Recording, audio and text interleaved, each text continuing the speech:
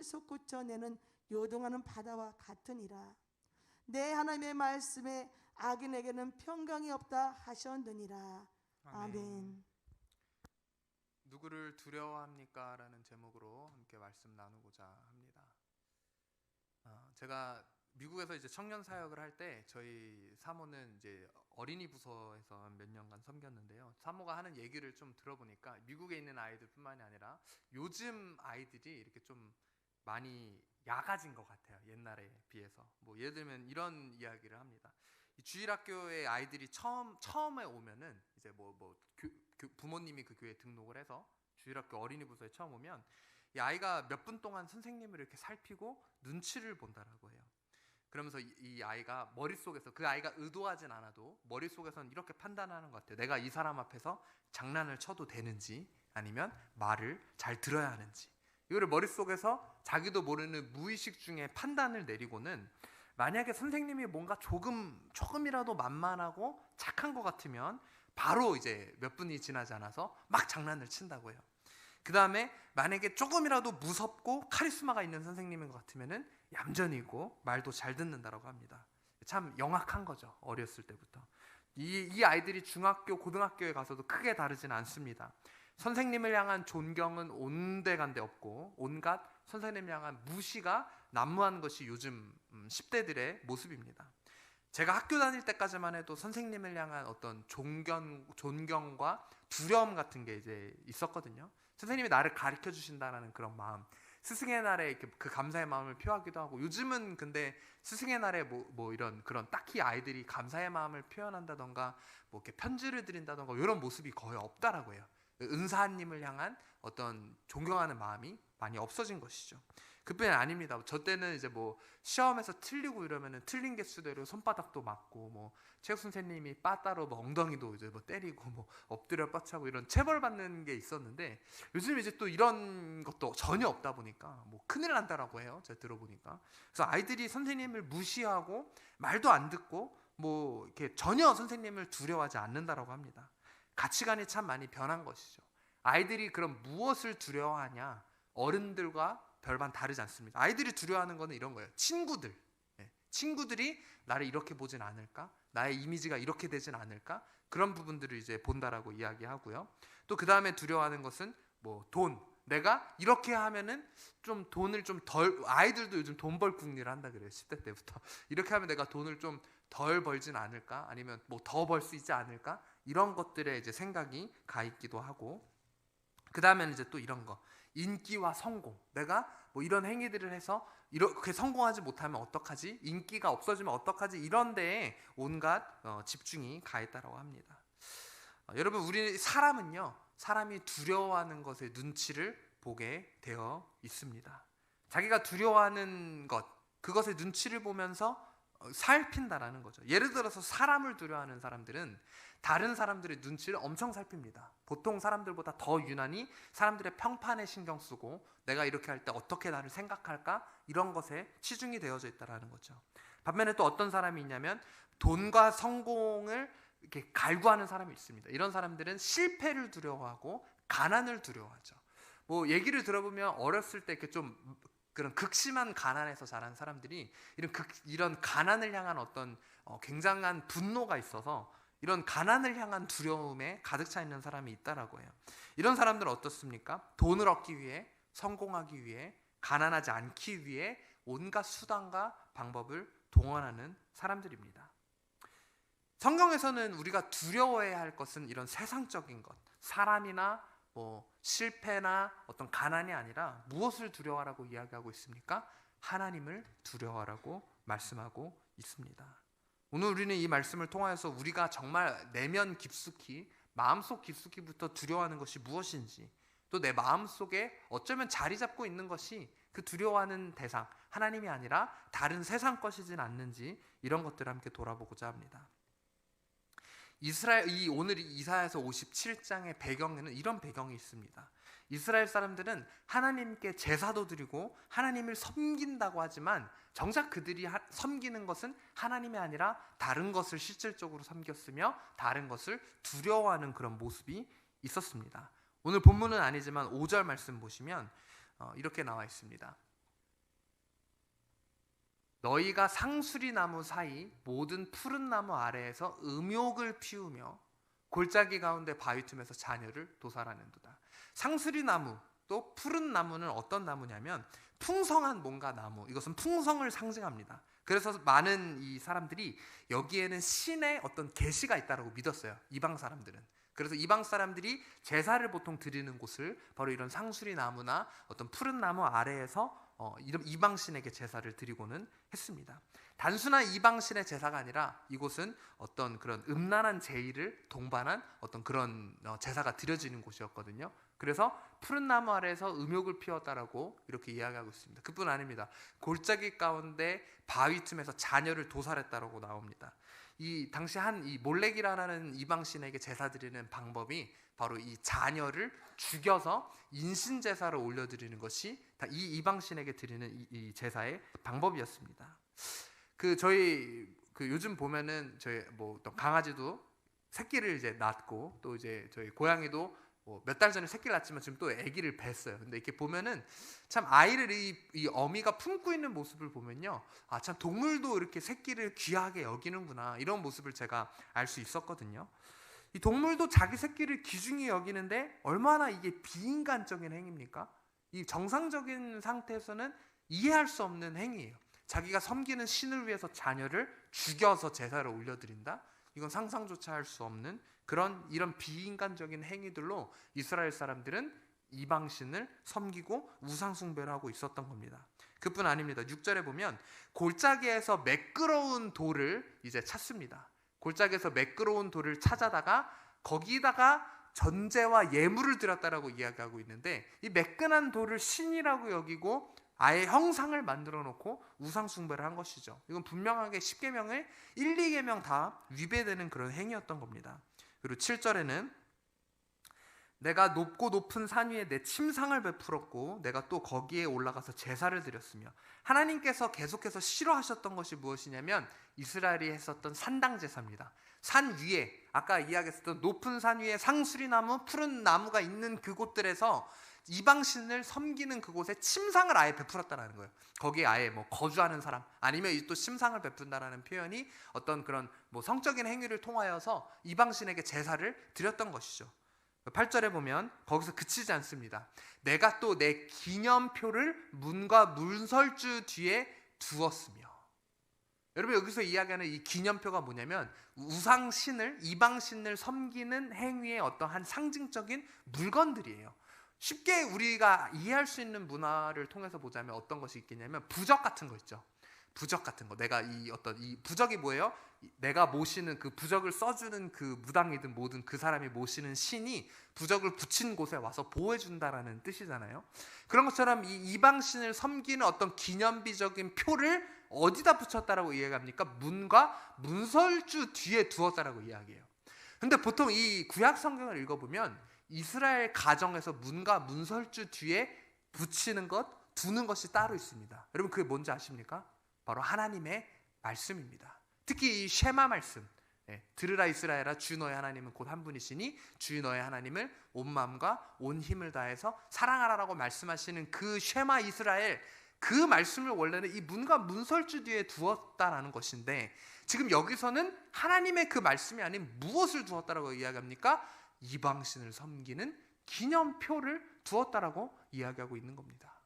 그뿐 아니죠. 내가 나를 떠나서, 하나님을 떠나서 이스라엘 백성은 벗고 올라가서 아예 대놓고 음란한 행위를 하기 위해서 침상을 더 넓히기 위해 그 이방신의 신전에 가서 그들과 언약하며 내가 그들의 침상을 사랑하여 그 벌거벗은 것을 보았다라고까지 이야기하고 있습니다. 여러분, 원래 이스라엘은 언약의 백성입니다. 어떤 언약의 백성입니까? 하나님이 선택하셔서 그 언약 가운데 세우신 언약 백성인데, 하나님과의 언약 가운데 놓여있는 이 백성이 그 하나님과의 언약에 충실하는 모습이 아니라 어떤 언약? 이 이방신을 섬기는 그 언약에 치중하면서 살고 있는 모습이라는 겁니다. 그뿐 아닙니다. 9절에 보십시오. 내가 기름을 가지고 몰렉에게 나아가되 향품을 더하였으며. 기름을 가졌다라는 것, 향품을 또 몸에 발랐다라는 것은 무엇을 의미하냐면 신부의 모습을 상징합니다. 그래서 우리 나중에 신약에 나오게 되는 우리 마리아 같은 경우 자기가 결혼하려고 준비하고 있었던 그 향유 옥합을 깨트려서 예수님 발 앞에 드리지 않습니까? 이런 모습처럼 이스라엘의 문화에는요, 이 신부들은 결혼을 준비하기 위해서는 향품을 준비했습니다. 결혼 때가 되면 기름을 가지고 몸에 향품을 바르는 그런 관습이 있었어요. 그런데 이런 신부의 모습을 갖고 이스라엘 사람들이 누구에게 나아갔다고요? 몰렉. 아까 말씀드린 그 자녀를 태워서 드리는 그 끔찍한 이방 신에게 신부의 모습으로 언약을 맺고 그 이방 신에게 나아갔다라는 겁니다. 거기서 그치지 않고 심지어 내가 또 사신을 먼 곳에 보내고, 여러분 사신을 보낸다는 것은 무엇을 의미합니까? 내가 어떠한 약소국이 강대국에게 나는 당신의 종입니다, 나는 당신에게 속하였습니다라는 굴복의 의미, 복종의 의미로 보통 사신을 보냅니다. 자, 그런데 이 이스라엘이 영적으로 사신을 보내는데 어디까지 보낸다고요? 수월이 뭘 상징하냐면 지옥을 상징합니다. 지옥에 이르를까지, 죽음에 이르를 때까지 그 이방신에게 복종하고 섬기겠다라는 그런 표현을 지금 하고 있는 것이죠. 이런 행위들, 이방신을 섬기고 이방신에게 제사를 드리고 자녀를 올려드리는 이런 열정적인 우상숭배가 어떻게 보면 그들을 피곤하게 했을 수 있습니다. 근데 10절 보십시오. 이들이 이렇게 이야기합니다. 이방신을 섬기는 행위가 내가 하는 이런 모든 것들이 피곤할지라도 하지만 헛되지 않다라고까지 이야기하는 겁니다. 우상숭배가 헛되지 않다라고 이야기해요. 왜 그렇습니까? 내 힘이 살아났으므로, 그러니까 이스라엘이 말하기를 너의 힘이 살아났으므로 쇠약하여지지 아니함이라. 그들의 힘이 살아난 것이 하나님이 주시는 그런 힘이 아니라 우상 숭배를 통해서 이들이 힘이 얻는다라고 그렇게 고백하고 있는 거예요. 여러분 이 정도까지 보셨으면 이스라엘의 지금 영적인 상태가 얼마나 타락했는지 아실 수 있으실 겁니다. 자, 왜 이렇게까지 타락을 했을까요? 그 이유를 바로 오늘 본문이었었던 11절에 하나님께서 말씀하십니다. 11절 같이 한번 읽어보겠습니다. 시작. 내가 누구를 두려워하며 누구로 말미암아 놀랍기에 거짓을 말하며 나를 생각하지 아니하며 이를 마음에 두지 아니하였느냐. 내가 나를 경외하지 아니함은 내가 오랫동안 잠잠했기 때문이 아니냐. 그들이 이런 우상 숭배에 만연히 빠져 있었던 이유는 바로 하나님을 두려워하지 않았기 때문입니다. 이스라엘 백성이 두려워하는 것은 하나님이 아니라 이방 나라의 침략을 두려워했고, 이방 왕의 압력을 두려워했고, 권력을 두려워했고, 이방 신, 우상들을 하나님보다 더 두려워했다라는 겁니다. 이들은 하나님을 생각하지도 않았으며 마음에 두지도 않았습니다. 그런데 그들은 이 하나님의 백성이라고 이야기하면서 형식상의 어떤 제사 행위들은 드리고 있었던 것 같아요.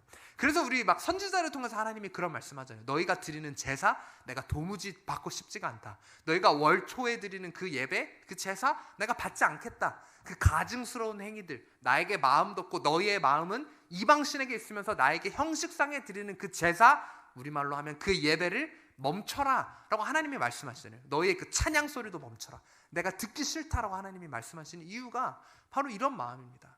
여러분, 그 남편이 밖에서 막 바람 피고 다니면서 아내한테 와서 나는 당신만 사랑해, 나는 당신에게 속했어, 나는 온 마음 다해서 당신을 사랑해, 이렇게 거짓으로 말한다라면, 그 아내가 바람 피는 거 안다라면 그 마음이 와닿을까요? 이게 가증스럽게 행했겠죠.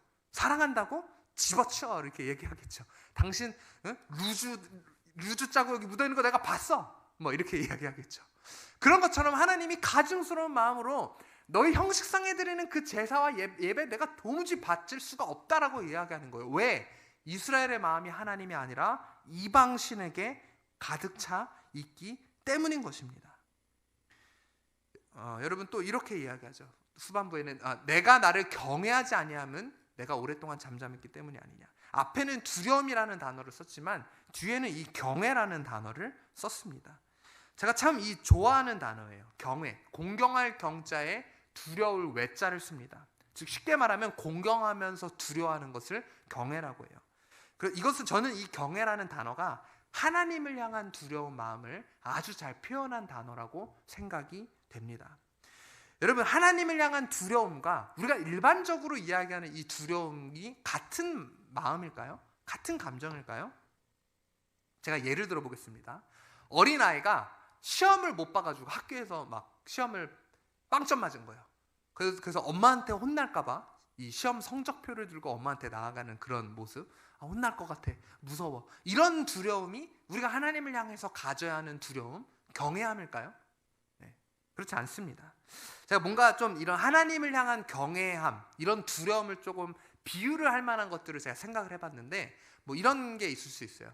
제가 한번 이 기회가 돼서 캐나다에 여행을 갔었던 적이 있습니다. 캐나다의 관광지 중에 굉장히 유명한 관광지가 이 로키 산맥이 있거든요. 한 번씩은 다들 들어보셨죠?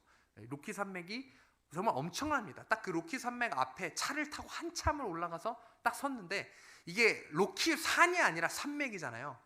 저쪽 끝부터 쫙 펼쳐져 있는 그 광대한 그 자연 앞에, 그 웅장함 앞에 막 압도되더라고요. 저 산 그 위에는 만년설, 한 번도 눈이 녹아내리지 않은 만년설들이 펼쳐져 있고, 정말 이 푸르른 그 초원과 이 광활한 그 자연 앞에서 너무나도 압도되어서 두려운 마음이 들더라고요. 그러니까 뭔가 초월적인 현상, 초월적인 존재 앞에서 드는 두려운 마음, 이런 게 하나님을 향해서 가지는 두려움, 경외함입니다. 뭔가 인간으로서는 압도되는 이런 마음, 그것이 우리가 하나님을 향해 두려운 가져야 하는 두려운 마음이지, 무슨 시험 못 봐서 혼날까봐 두려워하는 마음, 그런 마음이 아닙니다. 성경에서 하나님을 경외하라라는 이 표현이 굉장히 여러 번 나와 있어요. 하나님을 경외한다라는 것, 온 우주와 만물을 창조하시는 그 하나님을 의식하는 것, 내가 하나님 앞에 서 있다라는 그런 고백 앞에 그 하나님의 눈치를 보는 것, 그것이 바로 하나님을 경외하는 겁니다. 성경에 하나님을 경외했었던 많은 인물들이 나와 있지만, 대표적으로 보면은 요셉이 있습니다. 요셉은 어떻게 하나님을 경외했습니까? 바로 코람데오 정신. 코람데오가 무엇입니까? 내가 여호와 앞에 서 있다, 내가 여호와 앞에 있다, 내가 하나님 앞에 있으므로, 요셉이 그렇게 고백하잖아요. 보디발의 아내가 유혹했는데, 내가 여호와 앞에 어찌 이 큰 죄를 범죄하리요, 내가 하나님 앞에, 하나님이 나를 지켜보고 계신데 내가 어떻게 이 죄를 질 수 있습니까? 라고 이야기하는 거예요. 그런데 많은 사람들이 하나님을 경외하지 않는 모습은 어떤 모습입니까? 하나님이 지금 분명히 지켜보고 계신데 그 하나님을 의식하지 않고, 하나님을 경외하거나 두려워하지 않고 눈앞에 있는 것을 두려워합니다. 나의 주인 이 보디발의 아내가 나에게 어떤 불이익을 하면 어떡하지? 실제로 불이익 당했습니까? 안 당했습니까? 하나님을 경외했다라는 이유만으로 보디발의 아내를 두려워하지 않고 하나님을 두려워했다는 이유만으로 결국 모함을 시켜가지고 감옥에 가두지 않습니까? 네, 실제로 우리가 눈앞에 있는 것에 치중하다 보면 어쩌면 고난과 역경은 잠시 멈출 수 있어요. 그런데 궁극적으로 요셉의 삶이 어떻게 됐습니까? 결국 그 감옥에 갇힌 채로 그 삶이 끝났습니까? 하나님을 경외하는 자들은 결국에는 하나님이 그를 높이시고 그 모든 수렁에서 우리를 건져주십니다. 근데 우리는 너무나도 미련해서 눈앞에 있는 것들만 보는 거예요. 보디발의 아내, 그리고 보디발, 그리고 이후에 감옥에 갇혔을 때는 간수, 또 애굽의 그 바로왕 앞에 섰을 때 바로왕. 우리는 눈앞에 있는 것들만 두려워하려 합니다. 그런데 요셉은 어땠습니까? 보디발 앞에서도, 간수 앞에서도, 애굽왕 바로의 앞에서도 요셉은 그 사람들을 두려워하지 않았습니다. 요셉이 두려워했었던 것은 오직 한 분, 누굽니까? 바로 하나님이었습니다. 여러분, 오늘 이 본문으로 돌아와서 하나님이 이스라엘을 향한 질문, 내가 나를 경외하지 아니함은 내가 오랫동안 잠잠했기 때문이 아니냐. 하나님이 이 우상 숭배를 만연히 하고 있는 이스라엘 향해서 책망하는 거예요. 너희는 누구를 두려워하느냐? 나를 두려워하는 것이냐, 아니면 이방신, 눈에 보이는 것을 두려워하는 것이냐? 네가 나를 경외하지 않는 것은 왜 그러냐? 내가 오랫동안 잠잠했기 때문이 아니냐. 이거를 우리가 알아듣기 쉬운 말로 하면 뭐예요? 내가 가만히 있으니 가만히로 보이냐? 하나님이 이렇게 말씀하시는 거예요. 내가 오랫동안 잠잠했기 때문에 네가 나를 두려워하지 않는 것이 아니냐, 이렇게 말씀하시는 거예요. 여러분, 하나님을 경외하지 않는 이유는 하나님을 의식하지 않기 때문입니다. 이스라엘 백성들이 하나님을 의식했고, 요셉처럼 코람데오, 이방 나라가 아무리 쳐들어와도, 이방신의 제사를 올려드리는 여사제가 아무리 유혹을 해도, 또 이방 나라의 왕이 아무리 협박하고 조공을 바치라, 이렇게 막 우상을 섬기라, 이런 압력을 넣어도 하나님을 의식하고 하나님을 경외했다라면 이스라엘이 이렇게까지 우상 숭배에 빠지지 아니했을 겁니다. 하나님을 두려워하지 않고 다른 것을 두려워한다라는 것은 어쩌면 하나님의 역사하심보다 다른 역사를 더 믿기 때문일지도 모릅니다. 여러분, 이 세상을 주관하시는 하나님의 통치보다는 세상의 이치와 세상의 방법, 온갖 세상의 유혹과 속임수에 살아계신 하나님보다 거짓된 것을 더 두려워하는 우리를 향해서 하나님께서는 오늘 이 동일한 질문을 하십니다. 너희가 나를 경외하지 아니함은 내가 오랫동안 잠잠했기 때문이 아니냐. 여러분, 하나님이 잠잠히만 계십니까? 하나님이 두 팔 벌리고 그냥 뒤에서 우린 바라만 보고 계시는 방관자입니까? 이런 이단들이 있어요. 하나님은 절대 개입하지 아니하신다라고.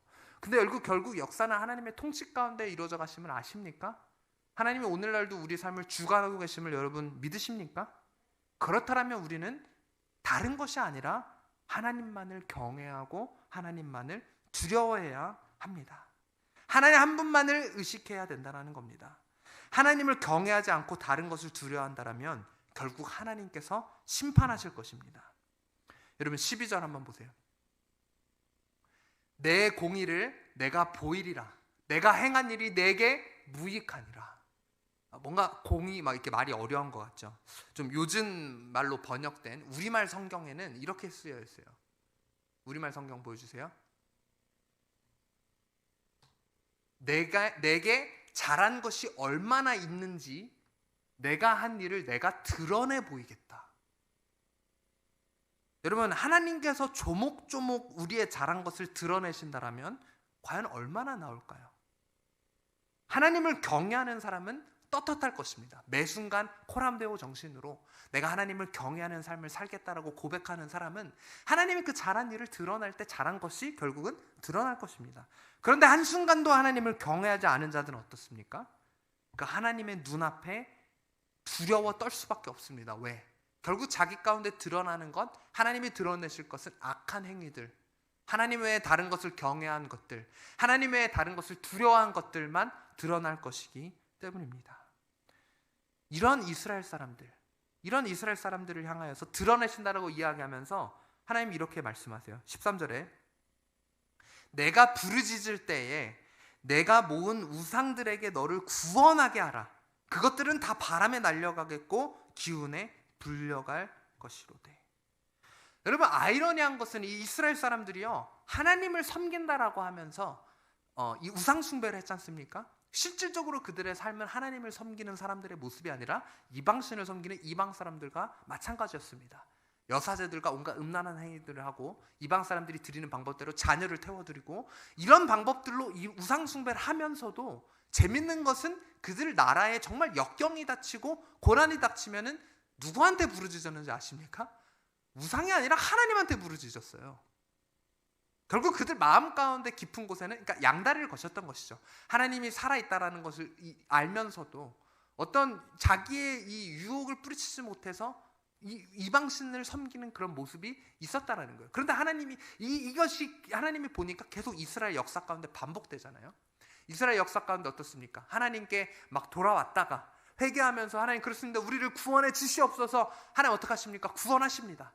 하나님을 섬긴다 하면서 또 시간이 흐르자 어떻습니까? 이방신을 섬깁니다. 이방신을 섬기고 이방 나라의 문화에 빠져 있어서 또 하나님을 떠나서 하나님이 선지자를 보내십니다. 회개하라고 촉구하십니다. 회개하지 않죠. 어떻습니까? 이방 나라를 또 보내서 나라를 어렵게 하십니다. 이때 또 이방신에게 나아가는 것이 아니라 하나님에게 나아오고, 이스라엘 역사를 보면 이게 반복되고 계속 반복돼요.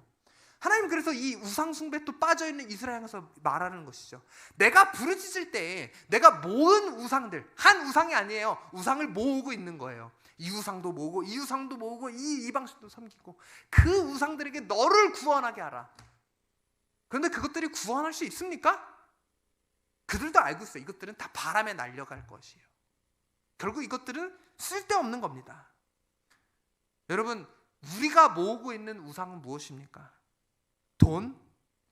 돈이 우리를 구원해 줍니까? 하나님을 섬긴다면서 돈에 양다리 거친 사람들, 이스라엘 사람들도 하나님을 섬긴다면서 우상신을 모으고 있었던 것처럼 하나님을 섬긴다면서 우리가 차곡차곡 모으고 있는 것은 무엇입니까? 사업적인 성공? 더 사업이 번창해야지. 이런 것들에만 혈안이 돼 있습니까? 아니면 온갖 세상적인 것들 등등등. 여러분, 그것이 무엇이 됐든지 간에 하나님이 아니면 그 모든 것들은 결국은 바람에 날아갈 것임을 여러분 기억하십시오.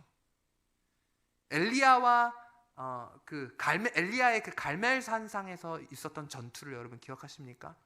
바알과 아세라를 섬기는 850명의 선지자들과 하나님을 섬기는 엘리야 선지자의 대결이 시작됩니다. 그 산에서 이렇게 이야기하죠. 누가 참 하나님인지, 누가 살아계신 참 신인지 우리가 대결을 하자.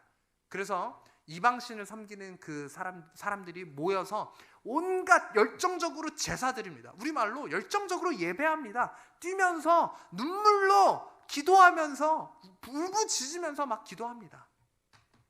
저기에 그 제물이 있고 그 제물이 불이 타야 되는데 불이 탑니까? 아무리 기다려도 불이 안 타는 거예요. 그래서 온 몸에 이제는 칼자국을 내기 시작합니다. 피를 뿌리면서 이방신이시여, 바알이시여, 아세라 신이시여, 우리의 이 피의 제사를 받아 주시옵소서 하고 온갖 학대를 하고 피를 뿌리면서까지 제사합니다. 그런데 어떻습니까? 응답이 일어납니까? 불이 붙습니까? 전혀 어떤 변화도 일어나지 않습니다. 하지만 엘리야가 단 한 번 기도할 때 어떤 일이 일어납니까? 하늘에서 큰 불이 떨어져서 그 제단을 불태웁니다. 왜? 하나님 한 분만 참 하나님이시기 때문입니다. 이 광경을 보고 있는 이스라엘 사람들을 향해서 엘리야가 이런 말을 던지죠. 너희가 어느 때까지 머뭇머뭇하려느냐? 우리 여호와 하나님이 참 하나님이면 우리 하나님을 섬기고, 너희가 우상 숭배하고 있는 저 바알과 아세라가 참 신이면 그를 섬기라. 어느 때까지 너희가 가운데 서서 갈팡질팡 하겠느냐라고 도전을 합니다. 여러분, 우리도 알지 못하는 사이에 이러고 있다라는 거예요.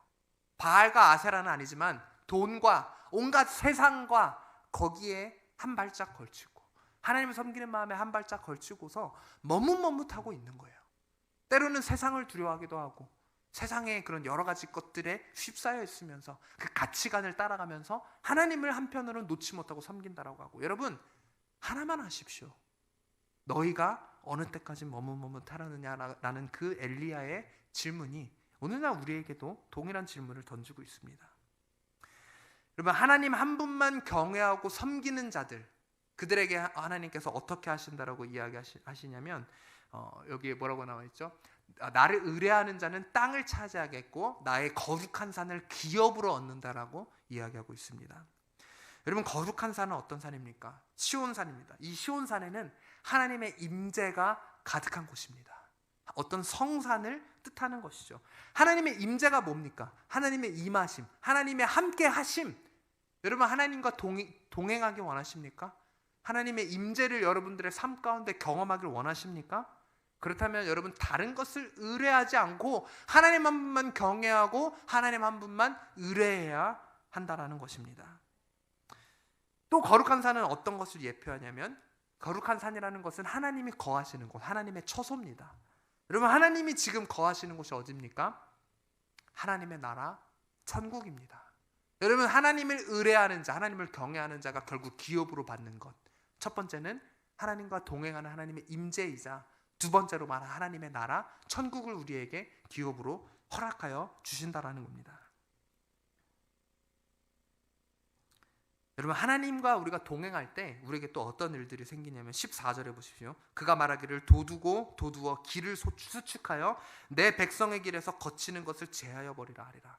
하나님이 함께 하시는 자에게는 그들의 그 길에서 걸리적거리는 것들, 그 모든 방해물들을 제하여 버려 주신다라고 말씀하세요. 즉 우리를 형통케 하여 주신다라는 거예요.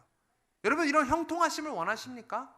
이것이 복 아닙니까? 하나님이 앞서 가셔서 우리 앞에 있는 적군을 물러뜨려 주시고 모든 방해물을 제하여 주시고, 여러분, 이것들이 누구에게 허락되어야 된다고요? 하나님을 경외하는 자, 하나님을 의뢰하는 자. 우리가 하나님을 경외하고 하나님을 의뢰할 때 그 어떤 악한 것도 우리를 막아설 수 없다라는 겁니다. 그리고 15절 보십시오. 지극히 존귀하며 영원히 거하시며 거룩하다 이름하는 이가 이와 같이 말씀하시되, 내가 높고 거룩한 곳에 있으며 또한 통회하고 마음이 겸손한 자와 함께 있나니. 어떤 자가 하나님과 함께 하겠다라고 말씀하세요? 통회하고 마음이 겸손한 자, 그런 자와 하나님께서 함께 하신다라고 말씀하십니다. 여러분, 이 통회하다라는 단어가 무슨 뜻이냐면요, 이 원어로 히브리어로는 다카라는 단어입니다. 이 다카라는 단어에 원래 사용되어지는 이 동사 뜻은요, 부러뜨리다라는 뜻이에요. 부러뜨리다. 어떤 것을 우리가 통회하다라는 뜻은 그냥 후회하고 돌이키는 것에서 그치는 것이 아니라 정말 죄악된 내 자아를 철저히 무너뜨리고 부러뜨리는 것. 여러분, 한번 이거 부러뜨리면 쓸 수 있습니까? 제가 이거 부러뜨리면은 이거 칩 부서져서 작동을 안 합니다.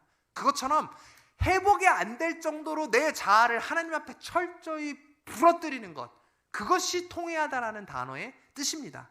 영적으로 나를 깨우고 깨어서 겸손하게 하나님 앞에 회개하는 것, 이것이 통회입니다. 바로 오늘 이 시간 하나님께서 우리에게 촉구하십니다. 너희 자신을 부러뜨리며 회개하라. 여러분, 무엇을 회개해야 합니까? 한번 우리가 돌아보고자 합니다. 나도 모르는 새에 하나님이 아닌 다른 우상을 의지한 것 혹시 있지 아니하십니까? 하나님 외에 나도 모르는 새에 다른 것을 경외하고 다른 것을 두려워한 마음이 있진 않으십니까? 잘 모르시겠다고요? 그런 적 없는 것 같다라고요? 여러분, 이번 코로나를 통해서 우리에게 철저히 드러난 것이 있어요. 그게 무엇이냐면 내가 누구를 두려워하는가, 이것이 철저히 하나님이 드러나게 하셨습니다. 여러분, 어떤 사람은 다른 사람의 시선을 두려워합니다. 이웃이 내게 손가락질해요. 지금이 어느 때인데 교회를 가냐? 교회 가지 마라. 직장 동료들이 얘기해요. 직장 상사가 얘기해요. 가족들이 얘기합니다. 자녀들이 얘기하죠. 엄마, 이때 꼭 왜 교회를 가야 돼? 교회 가지 마. 자녀들의 그 성화에 못 이깁니다. 남편이 얘기하죠. 왜 꼭 교회 가야 되냐? 다 교회 가지 말라고 얘기하는데 너 미쳤냐? 교회 가지 마. 우리 가족들한테 무슨 개를 끼치려고 그래? 주변에서 만난 친구가 이야기하죠. 언니, 꼭 교회 가야 돼? 나 언니 자주 만나고 싶어. 교제해야 되니까 그냥 교회 가지 말고 온라인으로 예배 드리면 안 돼? 라고 이야기하는 사람들도 있다라 그래요. 여러분, 사람들의 눈치를 보고 사람들의 시선을 두려워합니다. 내가 여기서 교회 가는 것이 나의 가족이 이렇게 이야기하지 않을까? 그러면서 세상은 우리에게 뭐라고 속삭입니까? 너희 기독교 사랑의 종교라며, 이웃을 사랑하라며. 그럼 우리 지금 니네들이 교회 가는 거 싫으니까 교회 가지 마 라면서 뭔가 합리적인 말로 이야기해요. 심지어 어떤 목사님들이 뭐라고 이야기합니까? 지금 우리가 교회 가지 않는 것이 이웃을 사랑하는 것입니다. 하나님이 이것을 오히려 기뻐하는 행위니까 교회 가지 마십시오. 그까지 주일 예배 안 드리는 게 뭐 대수입니까? 목사님이 한 말이에요. 어떤 서울에 있는 목사님이. 그까지 주일 예배 안 드리는 게 하나님에게 뭐 대수입니까? 눈에 보이지도 않는 하나님을 믿으면서 눈에 안 보이는 그 대면 예배가 뭐가 대수입니까? 비대면 예배 드리십시오 라고 이야기합니다. 여러분, 사람들의 시선을 두려워하지 마십시오. 또 어떤 사람들은 어떤 것을 두려워합니까? 정부를 두려워합니다. 정부에서 행정명령 내리죠. 몇 명 이하로 예배 드리라. 물론 다행히 저희는 예배실이 넘기 때문에 저희는 이 행정명령에 해당되진 않습니다만, 그럼 여러 가지 방법이 있겠죠. 예배 인원들을 나눠서 드린다던가. 그래서 어떤 교회는 원래는 하루에 주일에 3번 예배 드렸는데 6번 예배 드린다 그래요. 거기는 그 인원수에 맞추기 위해서 계속 목사님이 아침부터 저녁까지 쉴 수 없이 예배를 인도를 하시는 거죠. 이런 방법들이 있음에도 불구하고 정부를 두려워하기만 합니다. 정부에서 왜 벌금 때리니까, 아니면 심지어 어떤 때는 어떻게 해요? 고소한다고 하고 구속시킨다고 하니까 이런 것들에 그냥 정부만 두려워하면서 벌벌 떨고 있습니다. 또 어떤 사람은 무엇을 두려워합니까? 코로나 시기를 통해서 보니까 돈을 두려워하는 사람이 왜 이렇게 많습니까? 내가 여기서 혹시라도 또 자가격리하게 되면, 혹시 내가 확진되면, 내가 직장에서 해고당하면 내 삶이 어려워지는데 어떡하지? 돈을 두려워요. 생활비 걱정합니다. 물론 우리가 생활비 있어야죠. 하지만 먹이시고 입히시는 하나님 아닙니까? 우리가 교회에 나오는 이유가 내 만족을 위해 나오는 겁니까?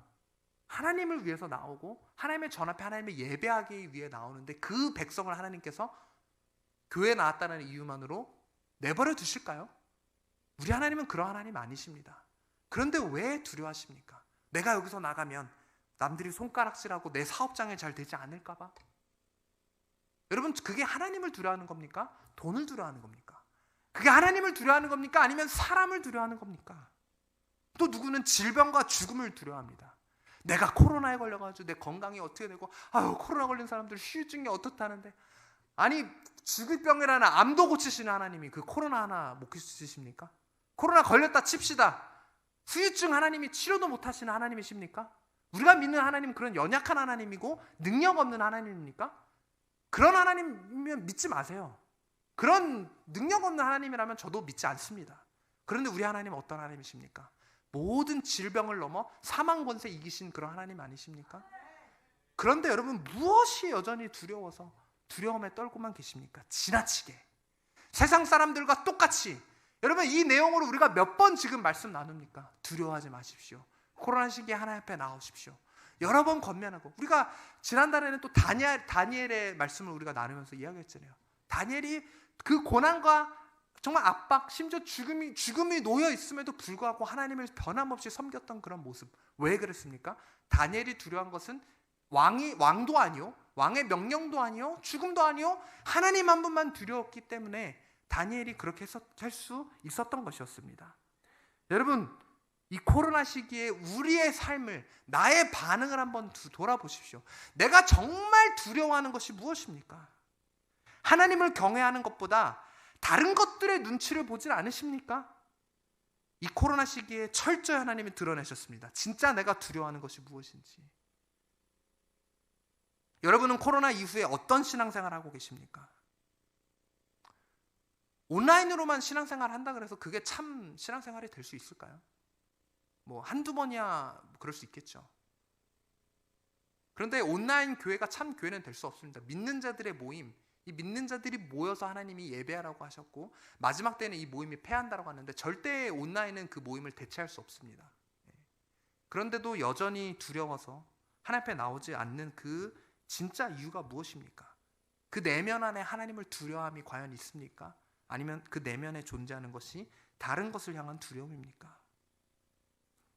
12절 아까 말씀 나눴지만 12절에 이렇게 말씀하셨죠.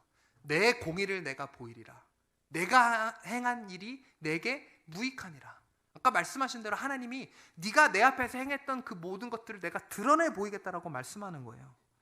여러분, 하나님을 두려워하지 않고 다른 것을 두려워했다라면, 내 삶이 하나님을 경외하는 것보다 다른 경외함으로 가득 차 있는 삶이었다라면 그 모든 것이 결국은 우리에게 무익한 것입니다. 절대 그것들은 우리에게 유익이 될 수 없다라는 거예요. 하나님이 나를 먹이시고 입히신다라고 말씀하셨어요. 혹 내가 병에 걸릴지라도, 혹 다른 사람들이 내게 손가락질을 할지라도, 혹 정부가 나에게 벌금을 부과할지라도, 내가 직업을 잃게 될지라도, 내 사업장이 망하게 될지라도, 내가 하나님을 경외하는데 그것이 걸림돌이 된다면, 그것이 무엇이 될지라도 하나님을 신뢰하는 마음으로 모든 것을 제해버리고 하나님 한 분만을 섬겨야 됩니다. 그것이 하나님을 두려워하는 겁니다. 그리고 절대 그런 우리를 그런 어려움 가운데 하나님 내버려 두실 하나님 아니에요. 여러분, 그런 하나님을 향한 믿음이 있으십니까? 그렇다면 하나님 한 분만 두려워하십시오. 여러분, 이스라엘 백성들이 여러 가지 우여곡절 끝에 약속의 땅에 들어갔습니다. 그런데 그 약속의 땅에 들어가는 과정 안에서 하나님이 여러 번 경고하셨어요. 약속의 땅에 가면서 너희들이 애굽에서 행했었던 이방신을 섬기는 그 모든 행위들을 내어버리라. 그리고 그 가나안 땅에 있는 그 모든 우상 숭배를 하는 행위들을 멸하라. 그래서 무당과 또 이방신을 섬기는 사제들을 다 잡아서 온갖 가족들까지 멸하라고 하신 이유가 뭡니까? 이방신을 섬기는 그 문화가 하나님의 선택된 이 이스라엘 백성들 사이에서 철저히 없어지기를 바라셨던 거예요. 그런데 이것이 없어졌습니까? 이들은 그 이방신을 섬기는 사람들은 멸하지도 않았으며 이방신을 섬기는 장소인 산당들을 폐하지도 않았습니다. 심지어 이들이 애굽에서 우상을 섬겼던 그 문화를 그대로 가지고 약속의 땅까지 온 거예요. 그래서 이 약속의 땅에 하나님의 인도하심의 끝에 정착은 했지만 여호수아가 이렇게 고백합니다. 너희가 이방신을 섬기던 애굽에서 행하던 그 행위들을 왜 버리지 못하느냐. 그렇게 이야기하면서 이야기하죠. 이제는 우리가 약속의 땅에 도착했다. 그런데 여기까지 인도한 것은 애굽에서의 신이 아니라 바로 우리 하나님인 것을 너희도 보지 않았느냐. 그러면서 이제 권면합니다. 너희가 이제는 결정하라. 애굽에서 섬기던 이방신을 섬길 것인지 아니면 애굽에서 인도하여 낸 우리 하나님 여호와를 섬길 것인지. 그러면서 여호수아가 마지막에 이 고별사, 이 여호수아서를 마무리하면서 이렇게 고백하죠. 나와 내 집은 온전히 여호와만 섬기겠노라. 여호수아가 두려워한 것은 하나님입니다. 그런데 이스라엘 사람들은 다른 것들을 두려워하고 다른 것들을 더 눈치 보고 신경을 썼다라는 것이죠. 여러분은 어떤 결정을 하시겠습니까? 여호수아처럼 나와 내 집은 어떤 고난과 어려움과 역경이 있다 할지라도 하나님만 섬기겠습니다. 하나님 한 분만 두려워하겠습니다라는 고백. 이것이 여러분들의 고백이 되셨으면 좋겠습니다. 여러분, 두려움의 영은 절대 하나님이 주시는 것이 아닙니다. 코로나를 통해 겪으면서 여전히 내 마음 가운데 두려움이 가득 차 있다면, 아니 세상 사람들하고 우리가 똑같아서 되겠어요? 저 아는 사람 보면 맨날 올려요. 오늘 확진자 몇 명이고 몇 명 죽었고 뭐가 어떻게 되고 어떻게 됐고, 불안함에 그냥 휩싸여 있어요. 그렇다고 우리가 막 하나님이 보호하시니까 막 돌아다니자는 말이 아니에요. 여러분 아시죠? 우리가 마스크 쓰고 철저히 하지만 하나님의 보호하심이 우리 가운데 있다라는 거예요. 하나님의 손길이 우리에게 있다라는 것을 믿는다라면 여러분 다른 것을 두려워하지 마십시오. 하나님이 우리를 보호하십니다. 시편 27편 1편에 1절에 시편 기자는 이렇게 이야기합니다. 여호와는 나의 빛이요 나의 구원이시니 내가 누구를 두려워하리요. 여호와는 내 생명의 능력이시니 내가 누구를 무서워하리요. 하나님이 우리의 빛이 되어주신다고 말씀하셨습니다. 우리를 구원해 주신다고 말씀하십니다. 여러분 무엇을 두려워하십니까? 여호와는 내 생명의 능력이 되어주신다고 말씀하시는데 여러분 누구를 무서워하십니까? 신명기 7장 21절 말씀. 너는 그들을, 신명기 7장 21절 말씀 바로 옆에 있죠.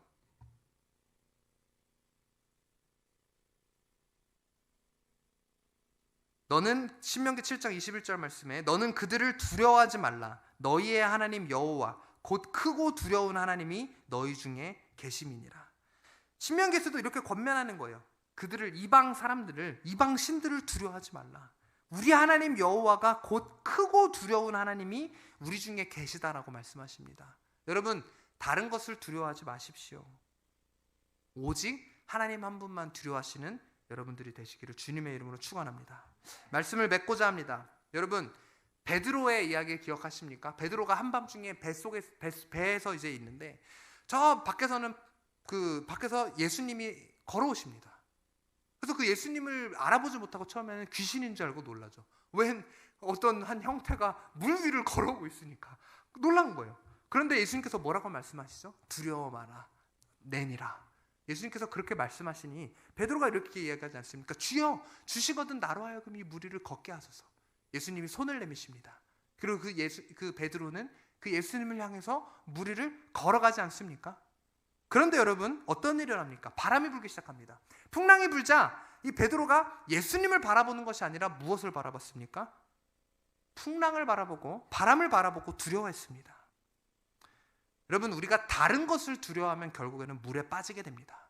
베드로가 그 풍랑을 두려워하는 것이 아니라 풍랑을 이기시고 풍랑을 잠잠케 하시는 그 예수 그리스도를 바라봤다라면 베드로는 물에 빠지지 아니했을 겁니다. 여러분 우리에게 예수님이 손 내밀어 주십니다. 나에게로 걸어오라. 나에게로 나아오라. 그리고 옆에서는 코로나라는 풍랑이 불어오고 있습니다. 여러분 무엇을 바라보시겠습니까? 코로나라는 풍랑을 바라보시며 두려워하시며 물에 빠지시겠습니까? 아니면 우리를 온전케 하시고 모든 불가능을 가능케 하시는 그 예수 그리스도를 바라보며 묵묵히 걸어가시겠습니까? 우리의 선택입니다. 여러분 하나님은 광야에 길을 내시는 하나님이십니다. 또 사막에 강을 내시는 하나님이십니다. 그분이 정말 여러분의 하나님이십니까? 그런 하나님이 여러분과 함께 하신다는데 도대체 무엇이 두려우십니까? 길이 날 수 없는 그 광야에 길이 나고 물이 나올 수 없는 그 사막에 강을 내시는 그 기적의 하나님이, 그 놀라운 하나님이 우리와 함께 하신다라고 이야기하시는데 여러분 도대체 두려워하는 것이 무엇입니까? 왜 하나님이 아닌 다른 것을 두려워하십니까? 여러분 하나님 외에 다른 것을 두려워함은 곧 우상 숭배임을 기억하십시오. 다시 한번 말씀드리겠습니다. 하나님 외에 두려워하는 다른 것이 있다라면 여러분 그것은 곧 우상 숭배임을 기억하셨으면 좋겠습니다. 여러분, 이제는 우리가 결단할 차례입니다. 17절에 보면 하나님의 분명한 경고가 있음에도 불구하고 하나님이 노하시면서 경고하십니다. 그런데 여기 뭐라고 얘기합니까? 그가 아직도 패역하여 자기 마음의 길로 걸어가는도다. 하나님의 경고가 있음에도 불구하고 여전히 마음의 완악함으로 인하여서 패역하여서 자기 마음에 정한 그 길대로 걸어가는 사람이 있다는 거예요. 무슨 말이냐면 오늘 이렇게까지 선포하는데도 갖가지 핑계와 변명들을 댑니다. 아니야, 꼭 그 방법만 하나님을 경외하는 것인가? 아니다. 나는 내 방식대로 그대로 자기의 마음의 이 울림을, 하나님의 음성을 무시하고는 여러 가지 변명을 통해서 이야기해요. 나는 세상 두려워하지 않아. 내가 두려워하는 것은 하나님이 맞아 하면서 정작 삶을 바라보면 그렇게 살지 않아요. 오늘 이 말씀을 들으면서도 통회하는 모습이 아니라, 회개하는 모습이 아니라 이 변명 저 변명 되면서 자기를 합리화하는 사람이 있다라는 겁니다. 여러분, 하나님이 이런 사람들을 향해서 분명하게 경고하십니다. 하나님 외에 다른 것을 더 의식하고 두려워한다라면, 우리 마음 가운데 자리 잡고 있는 다른 것을 향한 두려움이 있다라면, 여러분, 그것은 하나님을 두려워하는 것이 아닙니다. 이 자리에 예배의 자리 가운데 나오지 않으신 분 계십니까? 또 평소보다 예배의 자리에 나오기를 두려워하고 계시는 분 계십니까? 여러분, 그것이 하나님을 경외하고 하나님을 두려워하는 것이 정말 맞으십니까? 여러분, 우리가 하나님을 경외하기로 결단하며 부러뜨리면서 통회할 때 하나님 우리에게 이런 약속을 주십니다. 18절. 내가 그의 길을 보았은즉 그를 고쳐줄 것이라. 하나님이 우리를 고치신다라고 말씀하세요. 어떨 때? 우리가 통회하고 나의 마음속에 있는 그 길이 아니라 내가 하나님의 길을, 그 하나님을 경외하는 그 길을 가기로 결단할 때, 그럼 우리를 고치신다라고 말씀하십니다. 그럼 우리를 인도하신다라고 말씀하십니다. 그와 그를 슬퍼하는 자들에게 위로를 다시 얻게 하리라. 19절 이어서 입술의 열매를 창조하는 자 여호와가 말하노라. 먼데 있는 자에게든지 가까운 데 있는 자에게든지 평강이 있을지어다. 평강이 있을지어다. 한 번이 아니라 두 번 말씀하시잖아요. 평강이 있을지어다. 평강이 있을지어다. 여러분, 마음 가운데 평강이 없으십니까? 주님 주시는 평강 없으십니까? 내게 강 같은 평화. 여러분, 이거 찬양만 하면 뭐예요? 마음 가운데 평안을 놓고 온갖 두려움에 휩싸여 있는데, 그런 우리를 향하여서 하나님을 경외하고 두려워하기로 결단할 때 평강이 있을지어다. 평강이 있을지어다. 마음 깊숙이부터 주님 주시는 그 평강이 우리 가운데 가득 찰 것입니다. 한 번 더 말씀하시잖아요. 그리고 내가 그를 고치리라. 여러분, 하나님의 만지심이, 하나님의 고치심이 그 어느 때보다 우리에게 필요한 때입니다. 여러분, 영적으로 지금 어떠십니까? 주님, 하나님의 고치심이 내가 필요합니다. 그런 고백 있으시다라면 하나님 한 분만 경외하십시오. 내 마음 가운데 내가 두려워하는 것이 무엇인지 돌아보십시오. 우리 교회가 그 어느 때보다 하나님의 평강이 필요하고 하나님의 고치심이 필요할 때입니다. 온 성도가 하나 된 모습보다 뭔가 흩어져 있는 그런 모습들이 있어요. 여러분, 이 어려움 가운데 우리가 한 교회로서 뭉쳐서 하나님을 경외하고 두려워하면서 나아갈 때 하나님 우리 교회를 고치실 것입니다. 그리고 어느 때보다 우리 나라가 너무나도 고침이 필요할 때입니다. 나라가 갈려져 있어요. 서로 네가 맞다 내가 맞다 싸우고 있습니다. 한국 교회 그 어느 때보다 고침이 필요할 때입니다. 네가 옳다 내가 옳다 여전히 한국 교회 안에서도 이런 싸움들이 있습니다. 여러분, 하나님의 고치심이 필요한데 우리가 하나님을 경외하고 하나님을 두려워할 때 우리의 삶을, 우리의 교회를, 우리의 나라를, 한국 교회를, 더 나아가서 열방을 하나님께서 고치실 것입니다. 이런 하나님의 손길이 우리 삶 가운데 있기를 원합니다. 오늘 우리가 철저히 통회했으면 좋겠습니다. 주님, 내 삶 가운데 하나님 외에 조금이라도 다른 두려움이 있었다라면 이 시간 그것들을 주님 앞에 철저히 회개하고 통회하며 주님 나아갑니다. 다른 세상 것이 아닌 하나님 한 분만 바라보고 하나님 한 분의 눈치만 보고, 다른 세상 눈치 볼 거 뭐 있습니까? 여러분, 돈 좀 못 벌면 어때요? 세상 사람들에게 핍박 받으면 좀 어때요? 가족들이 뭐라고 이야기하면 어떻습니까? 더 큰 환난 오면 우리가 어떻게 이 환난을 견디겠습니까? 여러분, 하나님 한 분만 두려워하십시오. 하나님이 우리를 바라봤을 때 정말 아까 말씀하신 대로 하나님이 우리의 마음 가운데, 우리의 행위 가운데, 우리의 공의 가운데 있는 그 모든 것들을 낱낱이 드러나실 때 우리 가운데 드러나는 것은 세상을 향한 두려움, 다른 것을 향한 두려움이 아니라 하나님을 향한 두려움만으로 가득 차는 그런 한 사람 한 사람이 되기를 주님의 이름으로 축원합니다. 같이 함께 기도하시겠습니다.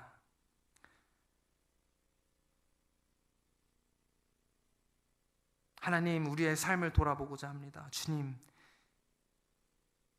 코로나로 인하여서 내 마음 가운데 정녕 내가 두려워하는 것이 무엇인지 드러나게 하심을 주님 감사합니다. 오늘 이 말씀을 듣고 주님, 나의 우선순위를, 내가 두려워하는 것을 주님 점검하게 하여 주시옵소서.